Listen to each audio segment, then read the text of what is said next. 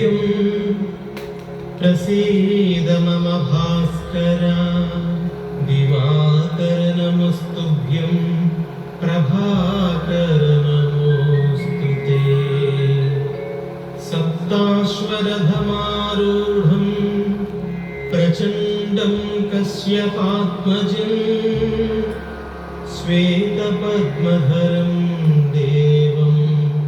तं सूर्यं प्रणमाम्यहम् लोहितं रथमारूढं सर्वलोकपितामहं महापापहरं देवं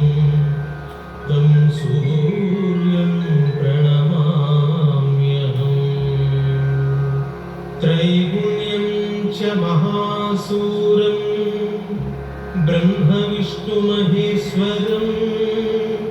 महापापहरं देवं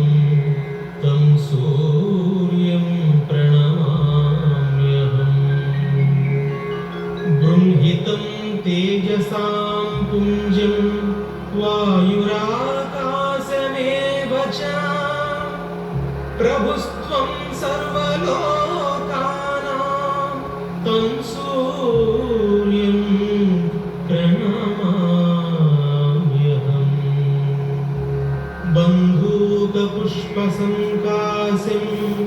हारकुण्डलभूषितम् एकचक्रधरं देवं तं सूर्यं प्रणमाम्यहम् तं सूर्यं लोककर्तारं महातेजः प्रदीपनं महापापहरं देवं तं सूर्यं प्रणमाम्यहम् श्रीविष्णुं जगतां नाथं ज्ञानविज्ञानमोक्षदम् महापापहरं देवं तं सूर्यं प्रणमाम्यहम् सूर्याष्टकं पठे नित्यं ग्रहपीडप्रणाशनम् अपुत्रो लभते पुत्रं दरिद्रो धनवान् भवेत् अमिषं मधुपानं च यः करोति रवेद्धिने सप्तजन्म भवेद् रोगी जन्म जन्म दरिद्रता स्त्रीतैलमधुमांसानि ये त्यजन्ति रवेद्धिने न व्याधिशोक दारिद्र्यं सूर्यलोकं स गच्छति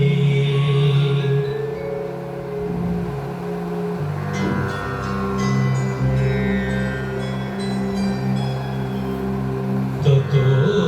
युद्धपरिश्रान्तं समरे चिन्तया स्थितं रावणं चाग्रतो दृष्ट्वा युद्धाय समुपस्थितम्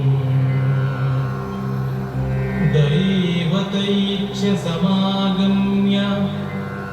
द्रष्टुमभ्यागतो रणम्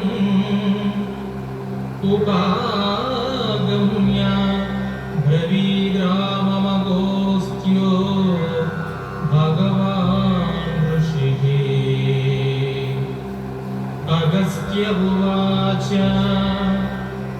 राम राम महाबाहो शृणु गुह्यं सनातनम् येन सर्वानरीन् वत्स समरे विजयिष्यसि आदित्यहृदयं पुण्यं सर्वशत्रुविनाशनम् जयावहं जपे नित्यमक्षयं परमं शिवम् सर्वमङ्गलमाङ्गल्यं सर्व चित्ताशोकप्रशमनम् आयुर्वर्धनम्